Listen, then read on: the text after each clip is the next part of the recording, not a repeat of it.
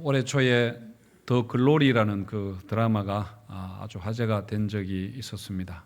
뭐 좋은 드라마다 이렇게 하기에는 굉장히 선정적이고 또 그렇습니다만 어쨌든 많은 사람들이 재미있게 본 드라마입니다. 배우 송혜교 씨가 주연으로 나오는데요. 학교 폭력의 피해자였던 그 주인공이 가해자들에게 복수하는 그런 드라마입니다.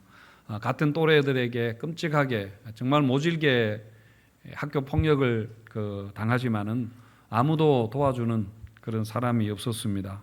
가정도 굉장히 불우한 그런 가정에서도 버림받은 그런 학생이었고 또 학교도 선생님도 보호해주지 못했습니다.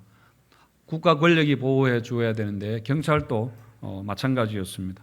거기에 보면 교회 이야기도 나오죠. 가해자 중에 한 명이 교회 목사의 딸이었습니다. 요즘 뭐 드라마나 영화에 교회가 단골로 등장을 합니다만은 교회를 나쁘게 묘사한다고 해서 우리가 속상해하거나 너무 발끈하거나 그렇게 할 필요는 없는 것 같습니다. 그 드라마에서 그냥 경찰과 학교가 선생님이 가해자로 나오는 그 정도라고 그렇게 보면 될 것 같습니다. 어쨌든 하나님도 억울하게 당하는 피해자를 도와주지 않는다 하는 것을 강조하기 위한 하나의 설정이라고 생각이 됩니다. 그래서 이 피해자가 스스로를 지킬 수밖에 없는, 스스로 복수할 수밖에 없다는 복수의 정당성을 말하려고 하는 것이죠. 이처럼 폭력의 문제는 사실 심각한 그런 우리 사회의 문제입니다. 우리 사회, 우리 생활 곳곳에 이런 폭력이 여전히 존재하고 있습니다. 가정에서도 폭력이 있을 거고요. 또 아동 학대도 뭐 심심찮게 뉴스로 아주 극심한 상황을 우리가 듣게 됩니다. 또 언어 폭력도 심할 것이고 또 데이트 폭력, 뭐 성폭력, 군대 폭력, 직장 폭력 등등 많은 폭력이 행해지고 있습니다.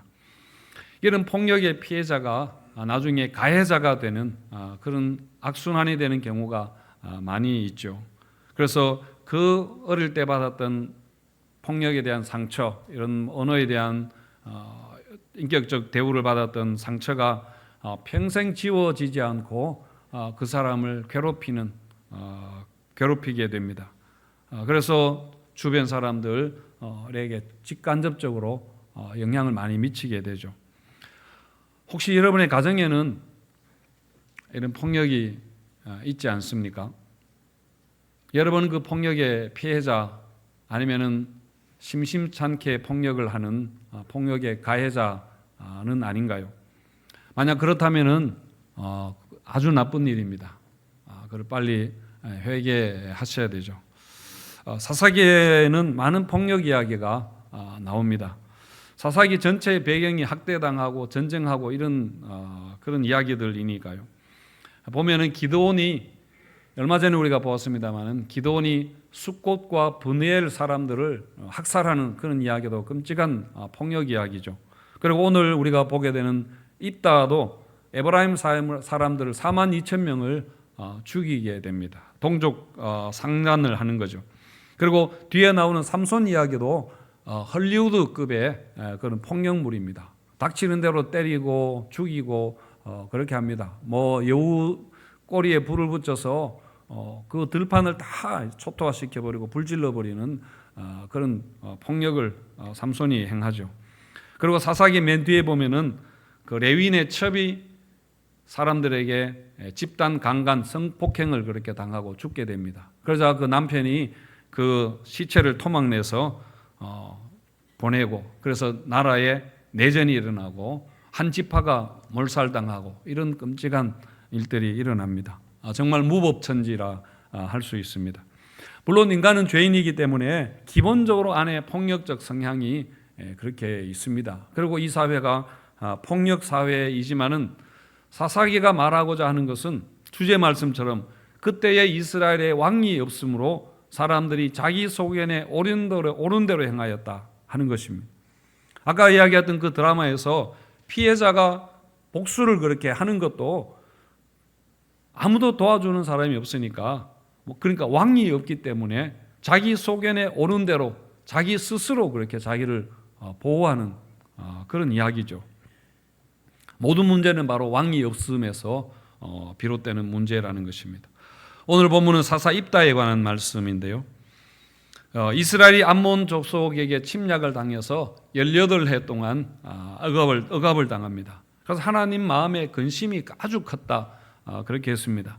그래서 하나님이 이스라엘을 자손을 구원하기 위해서 세우신 사사가 바로 입다입니다. 우리 1절과 2절 말씀 같이 한번 읽겠습니다. 시작. 길라 사람 입다는 큰 용사였으니 기생이 길라앗에게서 낳은 아들이었고 길라앗의 아내도 그의 아들들을 낳았더라. 그 아내의 아들들이 자라매 입다를 쫓아내며 그에게 이르되 너는 다른 여인의 자식이니 우리 아버지의 집에서 기업을 잊지 못하리라 한지라. 입다가 누구인가에 대해서 잠깐 나오는 이야기입니다. 먼저 입다는 큰 용사라 그렇게 했습니다. 기드온에게도 여호와의 사자가 큰 용사여 그렇게 했는데 입다에게 큰 용사라 한 것은 아마 입다가 싸움을 굉장히 잘해서 그렇게 부르는 것 같습니다. 그리고 입다는 기생의 아들이라 그렇게 했는데요. 기생은 여기에서 매춘부를 이야기하는 것입니다. 이런 출생의 어떤 그 과정 때문에 자신의 이복 형제들, 아마 입다가 가장 형인 것 같은데 동생들에게 굉장한 따돌림과 괴롭힘과 멸시천대를 당하게 됩니다. 그래서 이렇게 하니까 사실 그 입다의 인격이 정상적으로 잘 형성될 리가 없는 거지요. 그러다가 결국 집에서 쫓겨나게 됩니다. 놉당이라는 곳에 가서 살게 되는데 거기에서 잡류들과 어울려 지내게 됩니다. 잡류라는 것은 불량배들이라고 번역을 하기도 하는데 아마 당시에 깡패 같은 사람들을 그렇게 불렀을 수도 있고 아니면 홍길동처럼 사회에서 소외된 그 사람들이 이렇게 모인 의적들이나 용병들, 외행구단 그런 사람들일 수 있습니다. 입다는 이런 불행한 성장 배경을 그렇게 가졌지만은 사실은 굉장히 잠재적으로 아주 능력이 많은 그런 사람입니다. 뒤에 보시면은 협상을 굉장히 잘합니다. 아주 외교적으로 탁월한 소질을 가졌고 말도 굉장히 달변입니다. 말을 잘합니다. 말 잘한다는 것은 굉장히 똑똑하다는 이야기잖아요. 그리고 이스라엘의 역사를 쭉 꿰고 있는 것을 볼 때에 지식도 굉장히 많은 사람입니다. 그리고 주먹을 잘 쓰는 것도 사실 당시에는 굉장히 큰 장점이죠. 오늘 우리가 입다의 어떤 뒷면을 한번 보려고 하는데요.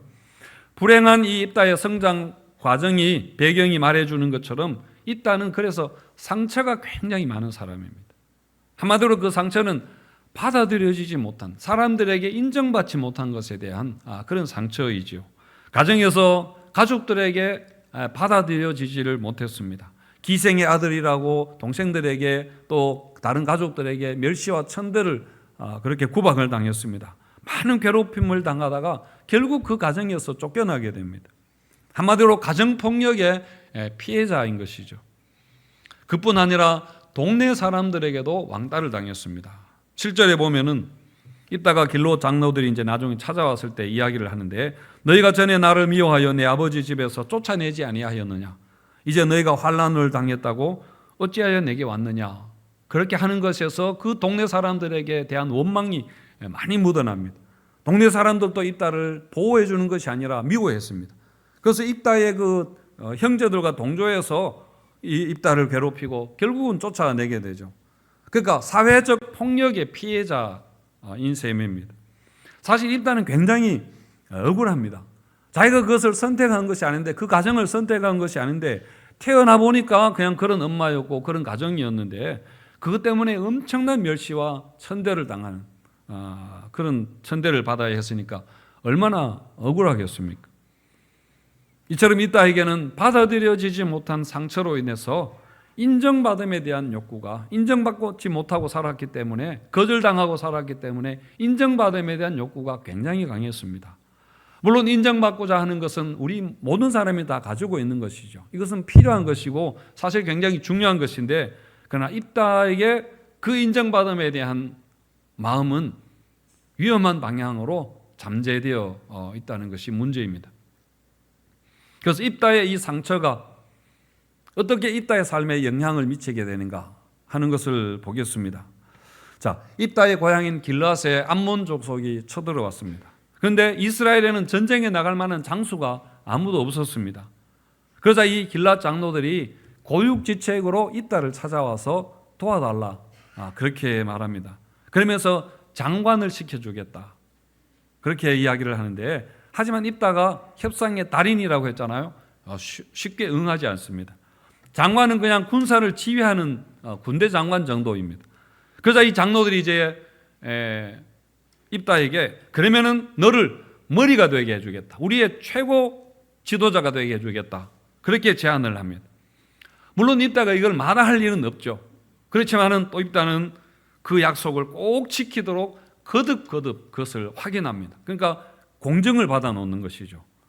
9절과 10절에 보시면은 입다가 길라 장로들에게 이르되 너희가 나를 데리고 고향으로 돌아가서 암몬 자손과 싸우게 할 때에 만일 여호와께서 그들을 내게 넘겨주시면은 내가 과연 너희의 머리가 되겠느냐, 이렇게 거듭 확인을 합니다.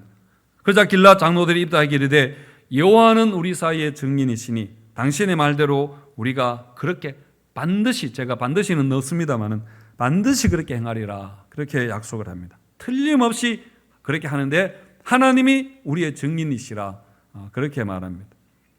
그래서 보면은 입다에게 이 전쟁은 너무 중요한 전쟁이죠. 꼭 이겨야 하는 전쟁입니다. 조국을 위해서가 아니라 자기 자신을 위해서입니다. 이 전쟁에서 승리해야 그동안 자기가 인정받지 못하고 서름당했던 것을 안갚음할 수 있고 자기가 받아들여지게 되는 것이니까요. 그래서 입다는 이 승리에 대한 조급함 때문에 전쟁 과정에서 두 가지의 큰 실수를 범하게 되는데요. 먼저는 입다는 전쟁에 나가면서 하나님께서 도와주셔서 전쟁에 승리하게 해주시면은 딸을 번제물로 바치겠다, 그렇게 서원을 합니다. 물론 딸이라고 분명하게 이야기하지는 않았지만은 결과적으로 그렇게 되었습니다.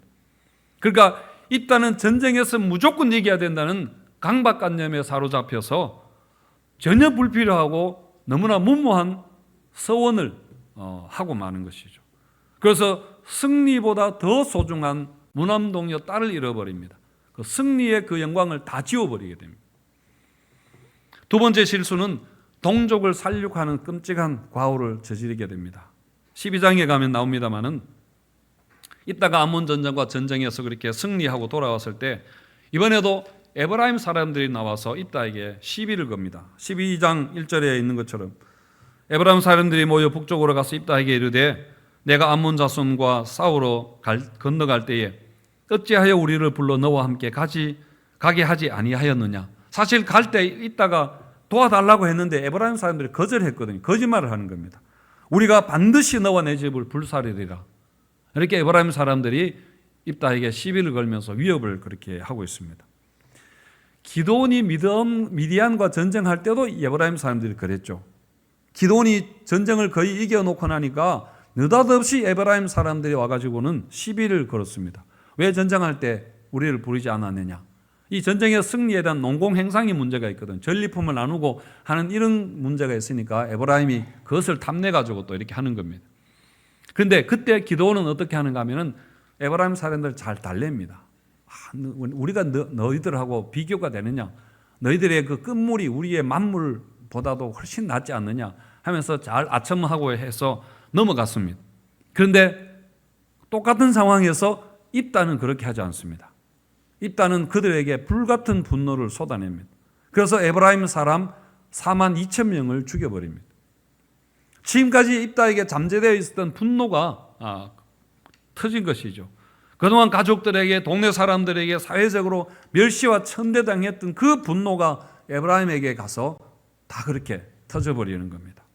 힘이 없을 때는 어쩔 수 없이 참았지만은 이제는 입다는 힘을 가졌습니다. 그러니까 그 힘으로 보복을 하는 것입니다. 무참하게 보복을 하는 것이죠.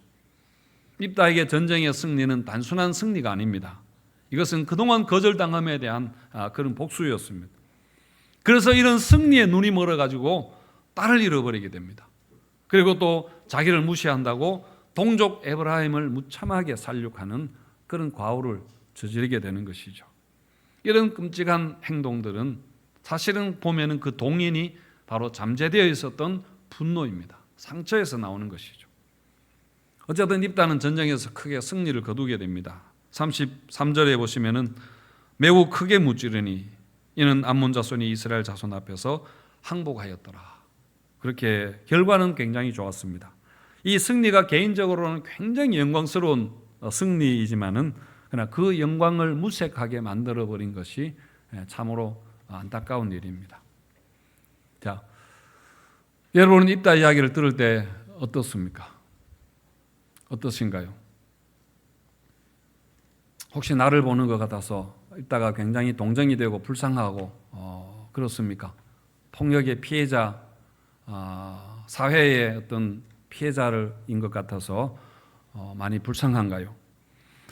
물론 우리가 이 말씀을 볼 때에 하나님이 입다 같은 사람도 상처와 아픔을 가진 부족한 자를 사용하셨다는 것에 우리가 참 위로를 받을 수 있습니다. 입다같이 불완전한 자, 흠이 많은 자도 하나님께 쓰임받을 수 있다는 것이 사실 감사한 일이죠. 그러나 여러분 생각할 것은 우리가 이런 상처를 우리가 적절하게 다루지 못한다면 개인적으로 불행하게 될 수 있다는 것입니다.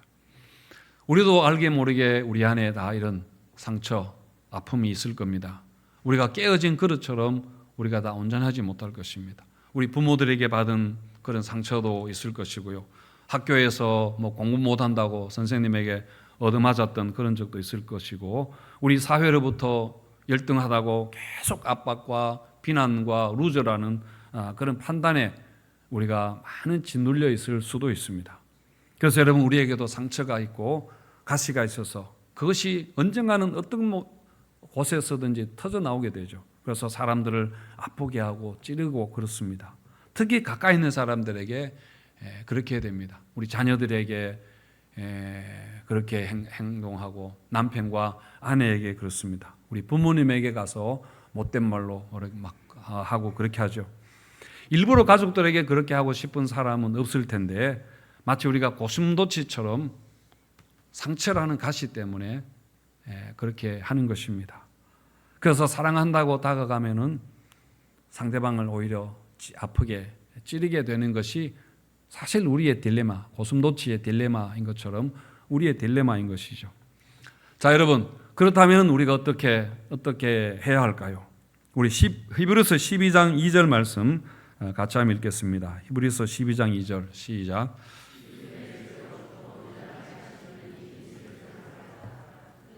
그는 그 앞에 있는 기쁨을 위하여 십자가를 참으사 부끄러움을 개의치 아니하시더니 하나님 보좌 우편에 앉으셨느니라. 예수를 바라보자. 우리의 온전한 사사이시고 우리의 왕이 되시고 믿음의 주이신 예수님을 바라보라 하는 것입니다. 예수님은 우리를 온전하게 하시는 분이십니다. 우리는 많은 불완전함을 가지고 있습니다. 많은 장애와 연약함, 보이든 보이지 않든 이런 부족함과 상처와 아픔으로 가득한 우리들 아닙니까? 그러나 우리가 예수님을 바라볼 때에, 우리가 그 예수님을 의지할 때에 예수님이 나의 온전함이 되어 주신다 그렇게 했습니다. 주님이 나의 온전함이 되어 주신다는 말씀입니다. 사실 예수님도 상처가 굉장히 많은 분이죠. 이사야 53장 3절 말씀 우리 같이 한번 읽겠습니다. 시작. 그는 멸시를 받아 사람들에게 버림받았으며 강고를 많이 겪었으며 질고를 아는 자라. 마치 사람들이 그에게서 얼굴을 가리는 것 같이 멸시를 당하였고 우리도 그를 귀히 여기지 아니하였도다. 예수님이 얼마나 많은 멸시와 천대를 당하셨는가 하는 것을 예언하는 말씀입니다. 예수님도 사실 성장 과정에서 미혼모의 아들이라는 그런 비난과 동네 사람들의 수군거림을 받고 자라지 않았습니까? 그리고 아버지의 부재로 인한 그 어려움도 있었을 것이고 예수님도 동네 사람들에게 배척을 당하셨습니다. 제자들이 예수님을 버렸고 또 따르는 무리들에게도 예수님이 배반을 당하셨습니다. 많은 억울한 고발 고소, 거짓 고소들을 당하셔서 결국 예수님은 누명을 쓰고 십자가에 죽으셨습니다. 그러나 예수님은 입다처럼 복수하지 않으셨습니다. 바로 우리 때문에 그런 고난을 당하셨으니까요. 이사야 53장 5절 말씀에서 그가 찔림은 우리의 허물 때문이요 그가 상함은 우리의 죄악 때문이라. 그가 징계를 받음으로 우리가 평화를 누리고 그가 채찍에 맞음으로 우리는 나음을 받았도다. 예수님의 상처 때문에 우리가 온전하게 된다는 그런 말씀입니다. 그래서 예수님은 상처 입은 치유자로 우리 가운데에 계십니다. 상처 입은 치유자라는 책에 이런 내용이 있는데요. 한 랍비가 엘리야에게 물었습니다. 메시아가 언제 오실까요? 하니까 가서 그분에게 직접 물어보라. 그분이 어디 계십니까? 성문에 앉아 계십니다. 그분을 어떻게 알아볼 수 있습니까? 하니까 엘리야가 말하기를 그분은 온몸에 상처투성이인 가난한 자들 가운데 있습니다. 그렇게 말합니다. 예수님의 상처 입은 자로서 상처투성이인 사람들을 돌보고 계시는 겁니다. 상처 입은 자들을 가운데서 상처 입은 자들을 돌보고 계시는 예수님이라는 말입니다. 그래서 여러분, 우리가 주님 앞에 나와서 우리의 상처를 치유받으시기 바랍니다. 주의 십자가 보혈로 우리에게 있는 많은 아픔, 그런 내 상처 덮어주시기를 여러분 기도하시고, 나를 받아주시고 하나님의 자녀 삼아주신 그 하나님의 풍성하신 은혜가 우리 심령 가운데 가득하게 있도록 우리 은혜의 보좌 앞으로 항상 그렇게 나가는 것이 우리의 상처를 다루는 길입니다. 사랑받지 못한 상처는 사랑받음으로 해결된다 그렇게 하는데요, 치유가 된다는데, 풍성하신 하나님의 그 사랑을 여러분들이 경험하시기를 바랍니다. 풍삼 기초 공부 맨 앞에 나오는 내용입니다.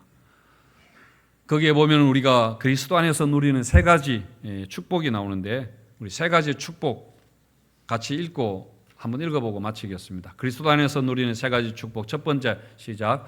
하나님이 그리스도 안에서 나를 받아들이셨습니다. 두 번째, 나는 그리스도 안에서 특별한 존재입니다. 세 번째, 나는 그리스도 안에서 새로운 가족 공동체에 속했습니다. 그리스도 안에서 하나님이 나를 받아주셨습니다. 그리고 나는 하나님의 걸작품입니다. 이 모습 이대로 너무나 아름다운 모습입니다. 그리고 새로운 가족 공동체에, 사랑의 공동체에 속했습니다. 이 세 가지 내용 여러분 항상 믿고 기억하면서 풍성한 삶을 누리게 되시기를 축원드립니다.